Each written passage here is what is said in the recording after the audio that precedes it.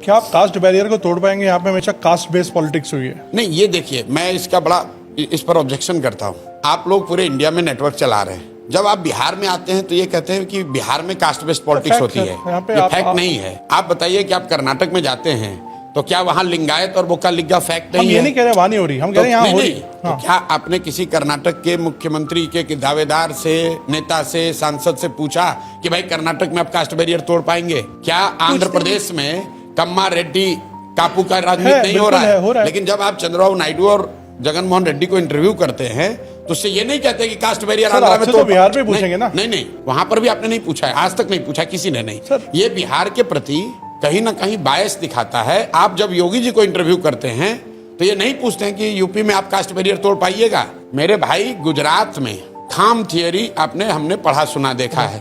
खाम थियरी क्या है? क्षत्रिय, हरिजन, आदिवासी, मुस्लिम, कांग्रेस उसी से राज करती थी। उसको तोड़ने के लिए भाजपा वालों ने पटेल और अदर ओबीसी का कॉम्बिनेशन बनाया। क्या आपने मोदी जी से, केशुभाई पटेल से, बघेला जी से या कांग्रेस के नेताओं से ये पूछा कि भाई आप गुजरात में कास्ट के बैरियर को कैसे तोड़ेंगे? देखिए, कास्ट भारत में एक सच्चाई है, समाज की सच्चाई है। जो भी बात समाज की सच्चाई होगी वो राजनीति में भी आपको दिखेगा। उसका डिग्री अलग अलग हो सकता है, लेकिन अगर समाज में कास्ट है तो राजनीति में भी कास्ट होगा। समाज में भ्रष्टाचार है तो राजनीति में भी भ्रष्टाचार होगा। समाज में अगर हिंदू मुस्लिम की भावना है तो राजनीति में भी दिखेगा। तो ये बात नहीं है कि खाली बिहार में ही ऐसा है। अब मैं आता हूं आपके सवाल पे। बिहार में भाई पिछले 15 साल से भाजपा को बड़ी सफलता मिल रही है लोकसभा के चुनाव में। ज्यादातर लोगों का मानना है कि भाजपा को सफलता नहीं मिल रही, मोदी जी के नाम पर वोट पड़ रहा है। अब एकदम ध्यान से सुनिए, आपने कहा कि बिहार में कास्ट बेस्ड पॉलिटिक्स है, हर आदमी कास्ट पे वोट करता है, और बिहार में आप ये कह रहे हैं कि मोदी जी के नाम पर वोट पड़ रहा है। तो मोदी जी के जाति के बिहार में कितने लोग रहते हैं ये बता दीजिए, और अगर नहीं रहते हैं तो उन लोगों ने मोदी जी को वोट कैसे किया है? अगर हर आदमी जाति पर ही वोट कर रहा है तो बिहार में मोदी जी को वोट किसने किया ये बता दो, क्योंकि मोदी जी के जाति का तो बिहार में कोई नहीं है। इसका मतलब ये है कि लोग जातियों से अलग हटके भी मोदी जी के नाम पर वोट किए हैं, चाहे वो हिंदूवादी होने के नाम पर करे, हिंदू मुस्लिम के लिए करे, राम मंदिर के लिए करे, विकास के लिए करे, वो एक अलग मुद्दा है, राष्ट्रवाद के लिए करें, लेकिन जाति के नाम पर तो नहीं कर रहे हैं। लालू जी को देख लीजिए, लालू जी को आप लोग कहते हैं बिहार में MY समीकरण है, वाई तो उनकी जाति हुई, M मुस्लिम हुए, 18% मुसलमान है। वो लालू जी के जाति का तो नहीं है। वो लालू जी को क्यों वोट करता है? वो इसलिए नहीं कर रहा है कि वो जाति का है, इसलिए कर रहा है कि वो भाजपा को वोट दे नहीं सकता है, तो डर के मारे लालू जी को देता है। नीतीश जी की जाति का कब बोलबाला था यहाँ पर? नीतीश जी की जाति की कितनी संख्या है बिहार में?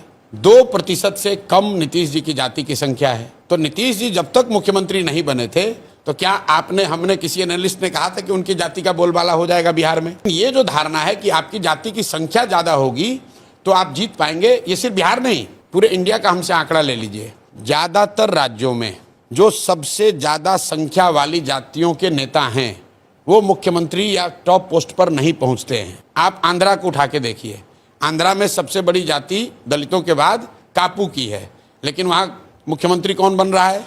वो कम्मा बनते हैं या रेड्डी बनते हैं। महाराष्ट्र में भी आप देख लीजिए, जिनकी सबसे बड़ी जाति की संख्या वो नहीं बनते हैं। गुजरात, जिसकी जो सबसे बड़ी जाति की संख्या होती है उसका राज्य के टॉप पोस्ट पर पहुंचना, मोदी जी की जाति के कितने लोग गुजरात में हैं? जिसकी संख्या ज्यादा होती है उसको शुरुआती ताकत उसकी ज्यादा दिख सकती है।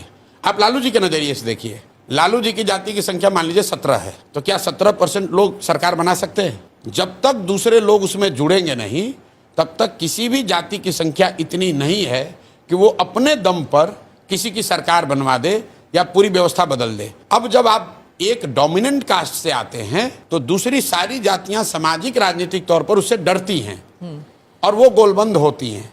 इसलिए आप देखते हैं कि पूरे देश में आप एनालिसिस करवा के देख लीजिएगा, अभी का ही नहीं, पिछले 20 साल का, ज्यादातर मोस्ट डोमिनेंट कास्ट के रिप्रेजेंटेटिव जो होते हैं, लीडर होते हैं, वो समाज में टॉप पोजीशन पे उस राज्य में पहुंचने में उनको दिक्कत है। लालू जी भी नहीं बने हैं। लालू जी भी बिहार उन्होंने एक बार जीता है, ये ध्यान रखिए। आप कहिएगा लालू जी यहाँ यादव सबसे बड़ी समाज उनका संख्या वो बने, नहीं बने। लालू जी यहाँ 1995 में एक ही बार चुनाव जीते अपने दम पर, और वो तब जीते जब वो गरीबों के नेता के तौर पर देखे जाते थे। उसके बाद जब वो पिछड़ों के नेता हुए तो जब वो गरीबों के नेता थे तो लालू जी की पार्टी 54 में 53 MP जीत कर आई थी, तब बिहार झारखंड साथ में था। तो आप जब लालू जी पिछड़ों के नेता बन गए तो उनकी MP की संख्या घट के 20-25 हो गई। जब वो यादवों के नेता हो गए तो घट के 10-12 आ गए। अब वो RJD के यादव के नेता हैं तो उनकी संख्या 2-4-5 है। यादवों की संख्या उतनी है जितनी पहले थी। तो जाति एक फैक्टर है, लेकिन जाति एकमात्र फैक्टर नहीं है।